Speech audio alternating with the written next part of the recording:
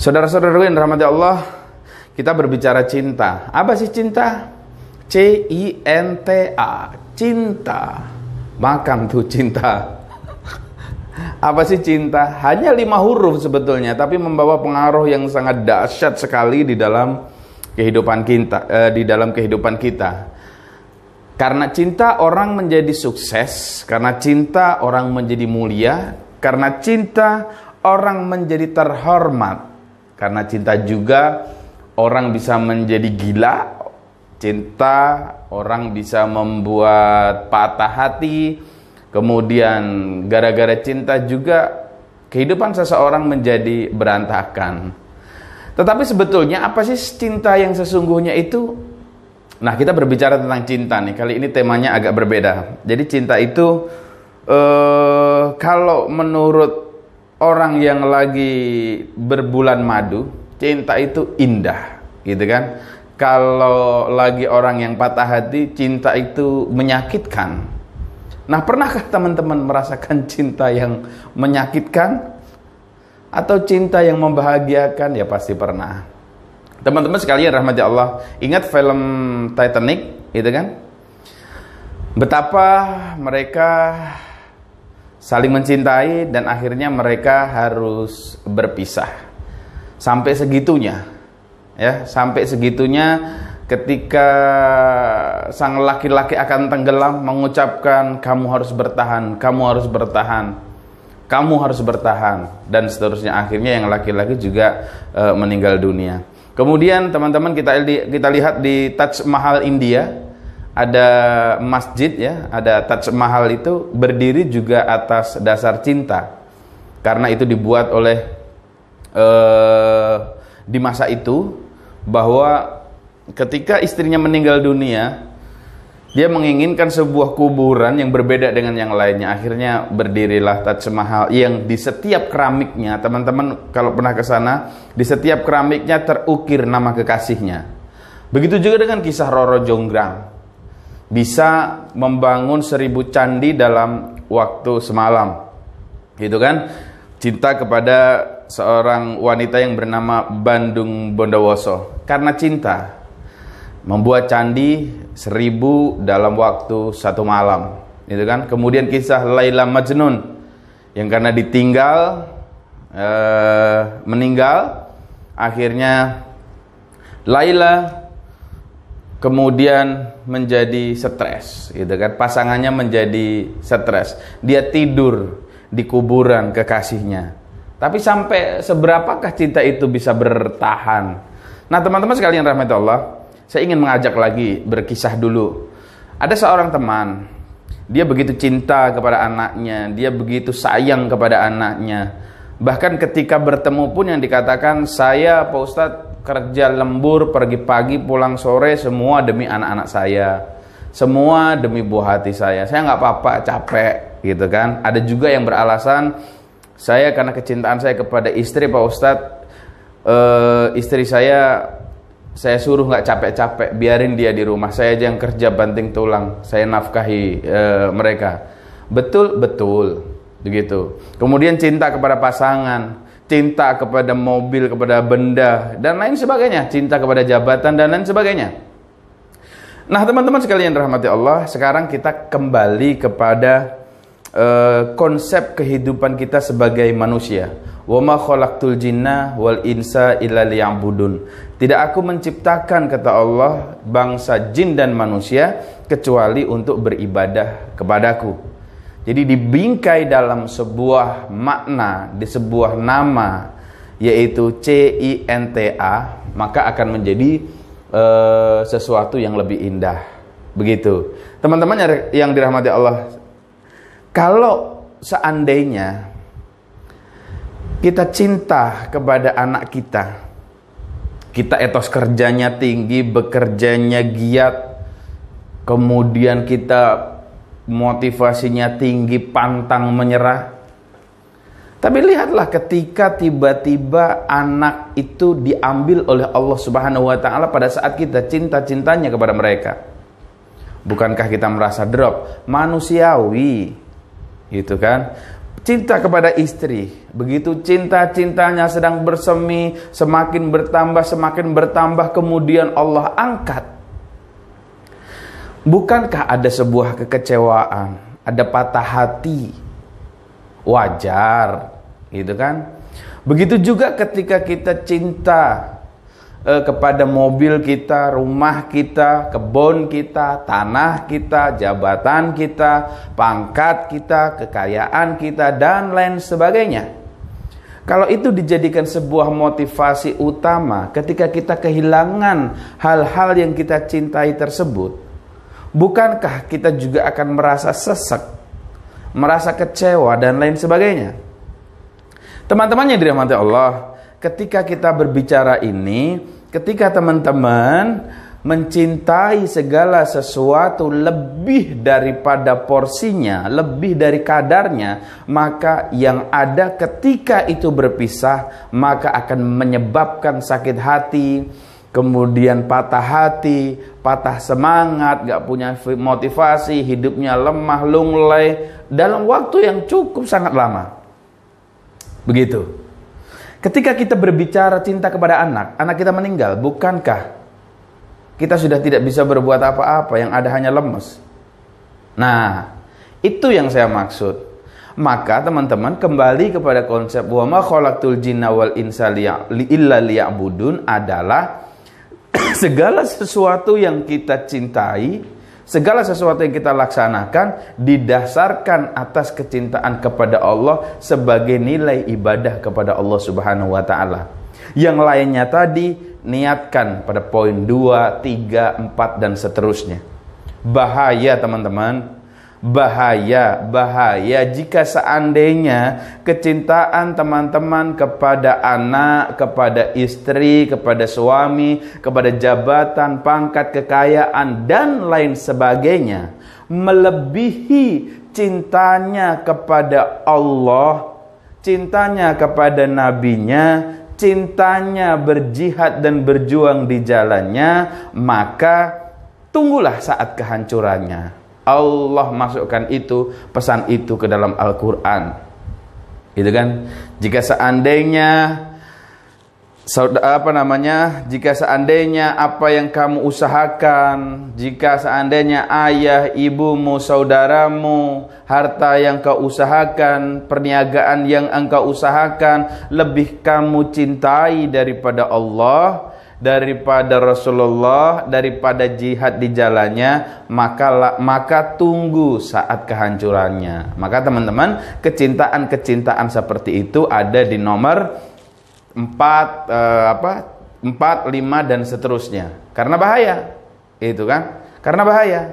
Nah, sebetulnya ketika kita berorientasinya kepada Allah, maka cinta itu akan diberikan sebuah kesejukan oleh Allah Subhanahu wa taala. Apalagi karena saking cintanya kepada anak, kepada istri, kita bekerja 24 jam, waktu sholat kita tinggalkan, ngajinya kita juga tidak pernah, berbagi juga tidak pernah, boro-boro puasa gitu kan, boro-boro sholat tahajud, sholat sunnah lainnya. Nah, ini menjadi sesuatu hal yang sangat disayangkan seperti itu. Jadi teman-teman sekalian rahmat Allah, mulai hari ini mari kembalikan diri kita, cinta yang ada pada diri kita betul-betul diniatkan untuk Allah Subhanahu wa taala. Seperti itu. Kan gak gampang Pak Ustadz. Ya karena begitu kita bicara cinta kepada Allah, yang segala sesuatunya berlandaskan cinta kepada Allah, langsung setan masuk teman-teman. Jadi seandainya kita berbicara cinta atas nama Allah Subhanahu wa taala, berbicara cinta atas nama Nabi Muhammad sallallahu alaihi wasallam, berbicara atas cinta karena perjuangan kepada Allah dan Rasulnya, maka siap-siap setan akan masuk ke dalam kehidupan Anda. Setan akan masuk ke dalam jalan pikiran, jiwa, hati, dan yang ada pada diri Anda semuanya. Karena setan makhluk terkutuk yang tidak akan pernah suka kita berada di dekatnya Allah Subhanahu wa taala. Setan akan terus mengganggu kita. Setan akan terus berusaha untuk kita tidak dekat dengan Allah Subhanahu wa taala. Ketika kita mau sholat, setan goda. Ketika kita mau puasa, setan goda. Ketika kita akan bekerja niatan Allah Subhanahu wa taala, setan menggoda. Nah, inilah teman-teman yang dimaksud di dalam konsep kehidupan kita berorientasi kepada Allah Subhanahu wa taala. Ketika kita berbicara cinta kepada anak, anak akan meninggal dunia. Ketika kita cinta kepada istri, orientasinya kepada istri, kepada suami, maka suami atau istri itu pun juga akan meninggal dunia kembali kepada Allah Subhanahu wa taala. Ketika kita berbicara tentang harta, harta juga akan habis. Bicara mobil, mobil juga akan rusak. Berbicara tanah, tanah juga akan hilang. Siapakah cinta yang kekal sebenarnya? Yaitu cinta kepada Allah Subhanahu wa taala. Bumi boleh hancur, rembulan boleh hancur, suami boleh hancur, istri boleh tidak ada, istri boleh meninggal dunia, anak juga akan diambil oleh Allah Subhanahu wa taala. Semua akan sirna, tetapi wajah Sang Khalik Allah Subhanahu wa taala akan tetap abadi sepanjang masa. So, jika kita niatan kita kepada Allah dan Rasulnya, maka insya Allah hari-hari yang kita lalui akan bersama-sama dengan Allah. Kalau kita dapat kesulitan, Allah tunjukkan. Kita dapat kesukaran, Allah berikan kemudahan. Kalau kita nggak punya rezeki, kita minta kepada Allah Subhanahu wa taala. Ud'uni astajib lakum. Berdoalah kepadaku, kata Allah, maka akan aku kabulkan. Begitu seterusnya. Teman-teman, masukkan Allah di dalam kehidupan kita. Karena cinta kita kepada Allah, itulah cinta yang sebenarnya. Cinta kepada baginda Nabi Muhammad SAW, itulah cinta yang sebenarnya, yang tidak akan pernah berbohong, yang tidak akan pernah dikhianati. Kalau kita mencintai seorang wanita, barangkali kita bisa dikhianati. Kalau kita mencintai anak kita, bisa jadi anak kita akan kurang ajar kepada kita. Bisa jadi. Kalau kita mencintai mobil kita, barangkali mobil kita masih bisa dicolong dan dicuri oleh orang lain. Tapi kalau kita cinta kepada Allah, yang merasakan indahnya kesejukan cinta itu tidak hanya diri kita, teman-teman, tetapi orang lain juga akan merasakan. Kok bisa? Iya, akan terimplementasi dalam kehidupan kita sehari-hari. Orang yang mencintai Allah ketika bertemu dengan orang lain, maka yang dilemparkan adalah senyuman, sapa, salam, dan senyuman yang keluar dari wajah orang-orang yang cintanya 100% kepada Allah Subhanahu wa taala, cinta yang sesungguhnya. Maka ketika kita bicara cinta kepada Allah, dia rajin sholat, rajin sembahyang, rajin puasa, tetapi kalau dia sama orang jahat, nah, masih ada bolong-bolong cintanya kepada Allah Subhanahu wa ta'ala. Karena orang-orang yang benar-benar mencintai Allah, dimanapun dia berada, dia disambut dan dibutuhkan dan bermanfaat buat orang lain. Gitu kan? Ketika orang itu tidak ada, maka dia dicari. Kemana si A, si B? Kok tumben lama gak kelihatan? Dicari. Berbeda kalau dia tidak mempunyai kesadaran cinta kepada Allah, maka yang ditimbulkan adalah kerusakan, yang ditimbulkan adalah adu domba. Setiap mulut bicara, hati orang lain tersakiti. Ketika mulut kita bicara, membuat air mata orang lain tumpah karena kebencian, bukan karena muhasabah, karena kebencian. Seperti itu. Orang yang tidak mempunyai cinta yang benar kepada Allah, maka hidupnya akan diberikan iri hati, dengki, dan lain sebagainya, gampang marah dan sebagainya. Tetapi cinta kepada Allah akan mampu membawa kita kepada makom kita yang sesungguhnya. Teman-teman sekalian yang dirahmati Allah, siapa saja, termasuk saya, termasuk Anda sekalian, di dalam kehidupan ini apabila menyertakan cinta yang sebenar-benarnya, cinta kepada Allah Subhanahu wa ta'ala, hidupnya itu mudah, teman-teman. Mudah. Hidup ini gak sulit. Hidup ini penuh dengan simple. Asal Allah masih tertancap di dalam hati dan jiwa kita. Kita punya masalah, sampaikan sama Allah. Kalau kita punya masalah, kita sampaikan kepada orang lain, belum tentu orang lain itu tidak cerita kepada orang lain, teman-teman. Dia bisa jadi cerita pada saat dia benci sama kita, diumbar semua aib kita, diumbar semua curhat-curhatan kita. Maka curhat yang paling baik adalah ketika kita wudhu, kemudian sholat, dan kita curhat kepada Allah Subhanahu wa Ta'ala di atas sajadah, di sepertiga malam, menangis, kita mengadu sama Allah Subhanahu wa Ta'ala. Dan yang jelas, orang-orang yang mempunyai kecintaan yang tinggi kepada Allah, hidupnya tidak akan dibiarkan oleh Allah dalam keadaan sulit, dalam keadaan sukar, dan dalam keadaan terjepit. Nggak bakalan. Allah selalu pantau selama 24 jam. Allah kirimkan malaikat-malaikatnya dan lain sebagainya. Begitu teman-teman. Jadi yuk mulai hari ini kita benahi kadar cinta kita kepada Allah Subhanahu wa Ta'ala. Jadi nomor-nomor sekian itu tadi, gitu kan? Apa yang terjadi dengan kisah yang saya sampaikan di depan? Bukankah Roro Jonggrang akhirnya juga marah-marah, ngamuk ketika Bandung Bondowoso yang dicintainya ternyata mengambil kentongan, ya kan? Kentongan itu apa namanya, bambu yang dari Jawa itu. Sebelum subuh dia sudah pukul agar ayamnya berkokok, tandanya sudah jadi. Maka tinggal kurang satu ketika itu, gitu kan? Kemudian banyak lagi kisah-kisah yang seperti itu. Betapa orang kecewa.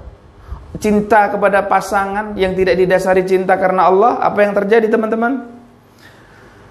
Ketika pacarnya, istrinya, pasangannya, maksud saya pasangannya tidak sesuai yang diharapkan, dia putus asa. Bahkan na'udzubillahi min zalik, ada yang sampai bunuh diri.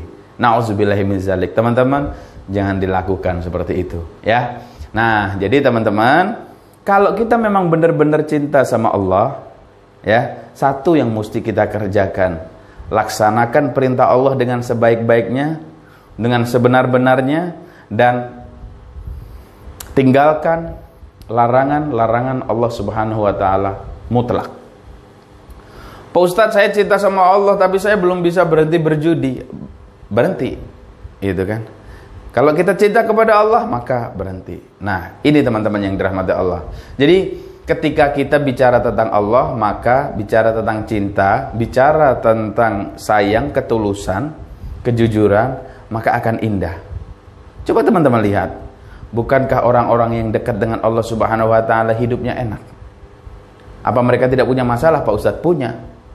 Tetapi orang yang dekat, yang cinta sama Allah berbeda. Memanajemen marah, memanajemen masalah, kemudian problematika, karena ada dasar keimanan dan cintanya kepada Tuhan yang menciptakan dia. Tetapi kalau orang yang tidak mencintai Allah, yang tidak bisa memaknai apa arti cinta kepada Allah, maka dia emosi, maka dia brutal, maka dia menghalalkan segala cara. Dan ini cara-cara yang dilarang oleh agama, yang mengakibatkan mereka lebih jauh dari Allah Subhanahu wa Ta'ala, dan semakin dekat kepada setan yang terkutuk.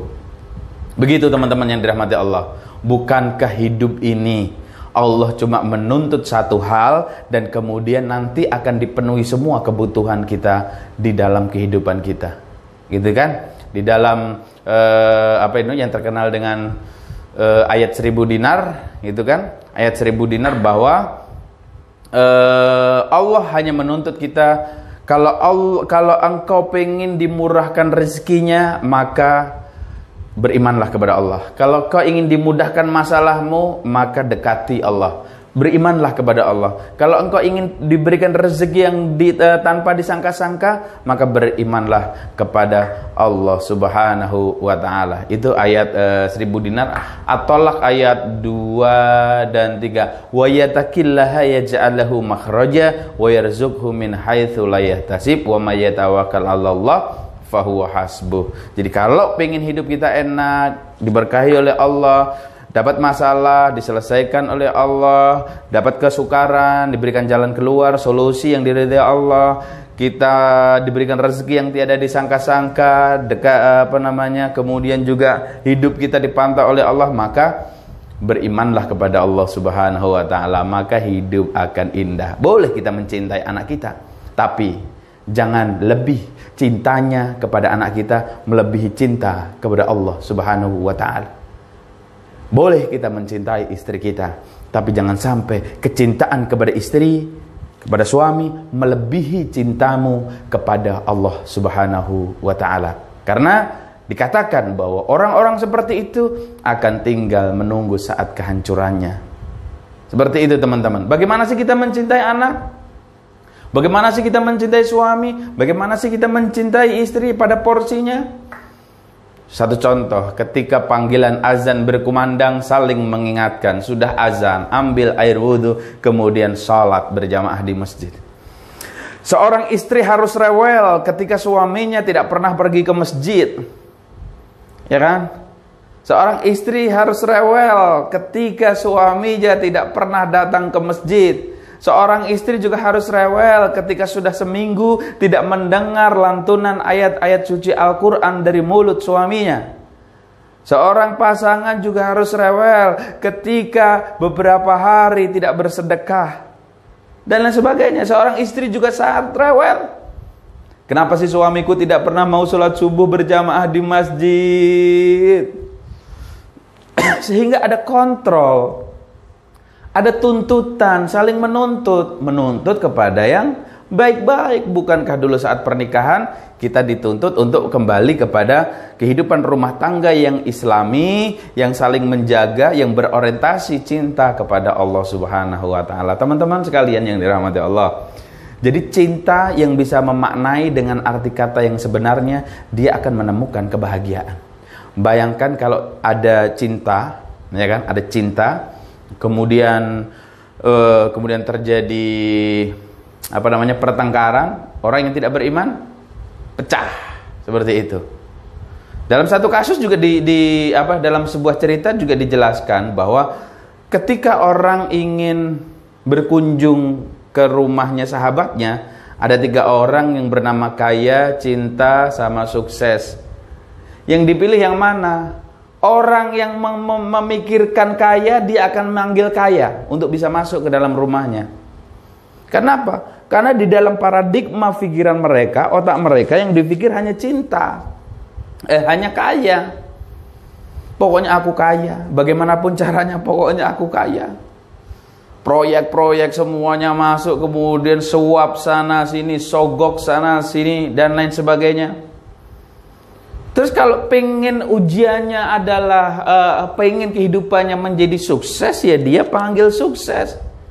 Dia pokoknya sukses, aku harus menduduki posisi ini, aku harus bisa menjadi ini, aku harus menjadi itu. Bodoh, caranya bagaimana? Sukses. Jadi orang yang berorientasi kaya, ya dia hanya akan memanggil kaya. Orang yang berorientasi sukses, dia hanya akan memanggil sukses.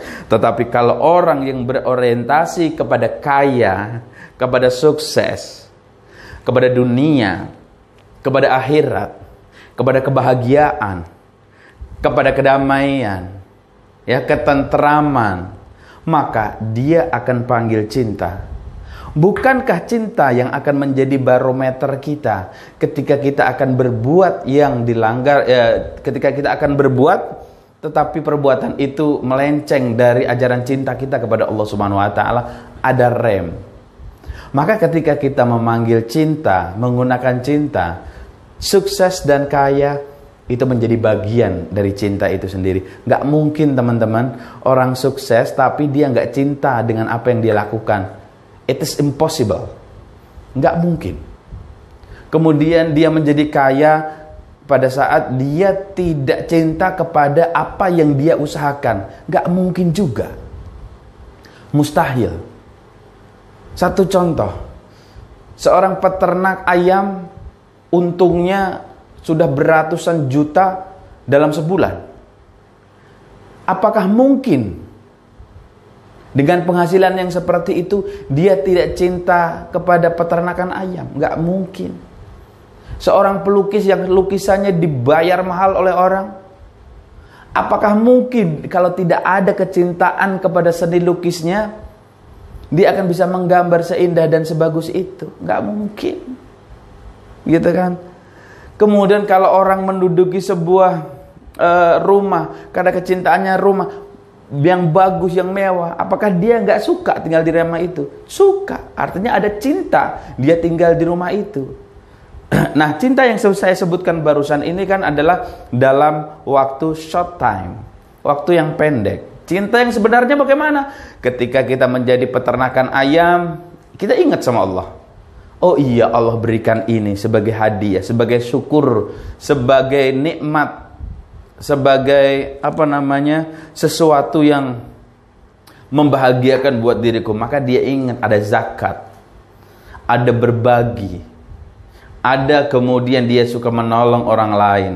Sekali-kali tetangganya satu RT, satu RW dikirimin ayam semuanya, karena ayamnya banyak sekali. Begitu yang punya mobil juga sama. Oh iya, ini mobil punya Allah. Jadi kalau ada orang minjem buat ke rumah sakit, ada yang melahirkan, dipersilahkan. Rumah juga begitu, dipakai ngaji.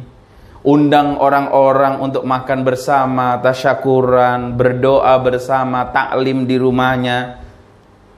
Itu yang mendasari ketika kita mencintai segala sesuatu, kita juga cinta kepada Allah Subhanahu wa taala. Prinsipnya adalah, teman-teman sekalian rahmati Allah, ketika kita mencintai sesuatu lebih dari cinta kita kepada Allah Subhanahu wa taala, lebih kepada Nabi Muhammad SAW, dan lebih daripada kecintaan kita kepada jihad di jalan Allah, maka tunggulah saat kehancurannya. Berbagai macam contoh kasus sudah kita lihat di permukaan bumi ini. Infotainment banyak juga yang melaporkan kehidupan rumah tangga yang berantakan, karir yang hancur-hancuran, karena kecintaan mereka tidak didasari kecintaan kepada Allah Subhanahu wa taala. Maka pupuklah cintamu agar cintamu tumbuh bersemi. Tidak ada dusta, tidak ada amarah, yang ada ketulusan, kejujuran yang dipersembahkan oleh Allah untuk Allah Subhanahu wa taala sebagai bukti bahwa kita menjadi hamba yang baik sesuai dengan tuntunan perintah pada waktu Allah menciptakan kita semua. Wa ma khalaqtul jinna wal insa illa liya'budun. Teman-teman dirahmati Allah, Nabi Muhammad sallallahu alaihi wasallam dalam sebuah hadis qudsi Allah mengatakan, kalau bukan karena kecintaanku kepadamu Muhammad, gitu kan? Kalau bukan karena kecintaanku kepadamu Muhammad, maka mustahil aku akan menciptakan bumi, langit beserta isinya ini. Jadi nggak akan aku ciptakan. Jadi teman-teman yang rahmati Allah, setiap diri kita ada cinta yang bermuara kepada Nabi Muhammad sallallahu alaihi wasallam, yang akhirnya nanti mengarah kepada Allah Subhanahu wa taala.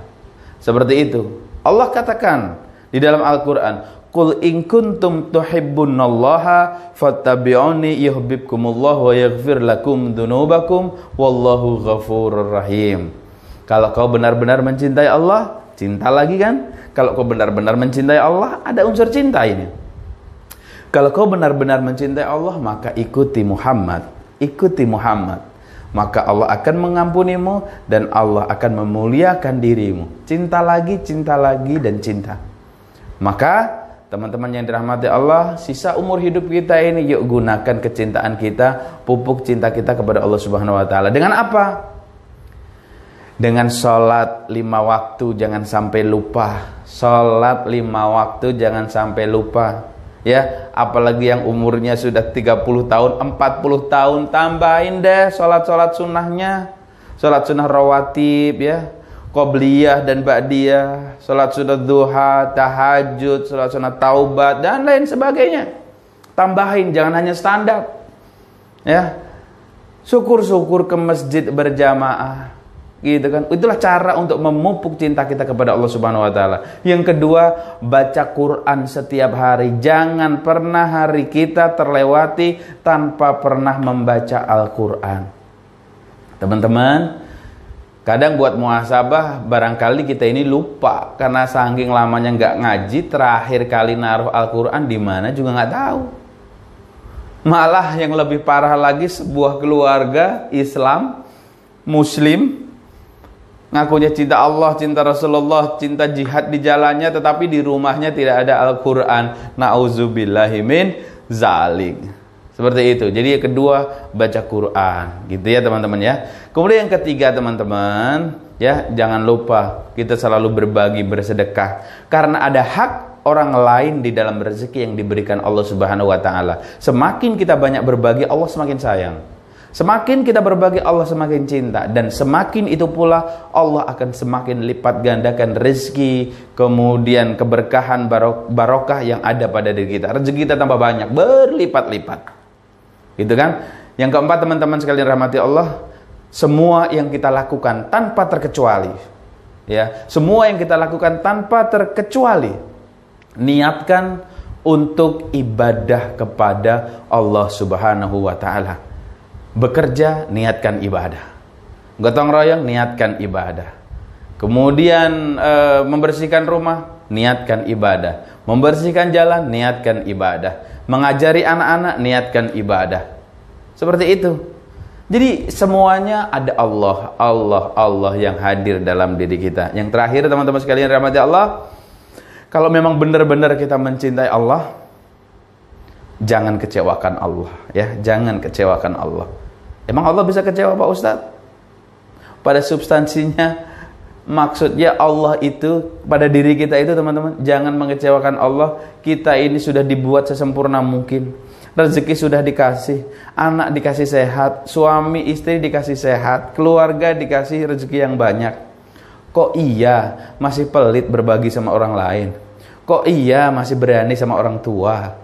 Kok iya anak-anaknya nggak diajarin sholat? Kok iya masih sombong, masih angkuh, merasa pinter, merasa kaya, merasa dirinya paling benar dan sebagainya. Na'udzubillahi min dzalik. Itu penyakit-penyakit hati seperti itu harus disembuhkan. Gitu kan? Obat hati. Obat hati ada 5 perkaranya, gitu kan?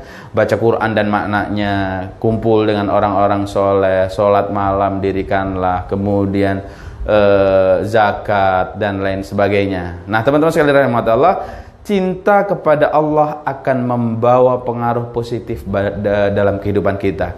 Cinta kepada Allah akan membawa kepada kesuksesan dunia dan akhirat. Sekali lagi, kalau kita cinta kepada sesuatu, maka waktunya hanya sementara. Tetapi kalau cinta kepada Allah Subhanahu wa Ta'ala, cinta itu akan dibawa mati, akan dibawa hidup lagi, dibawa di dunia dan dibawa ke akhirat. Teman-teman sekalian rahmati Allah, mudah-mudahan bermanfaat sedikit apa yang saya sampaikan tentang cinta. Insya Allah kita ketemu lagi. Dan jangan lupa teman-teman subscribe channel YouTube Fauzi Ihsan Official untuk menambah daya dukung gerakan dakwah kami. Terima kasih sekali lagi, mudah-mudahan bermanfaat. Saya Fauzi Ihsan. Wal afu minkum billahi taufiq wal hidayah. Assalamualaikum warahmatullahi wabarakatuh.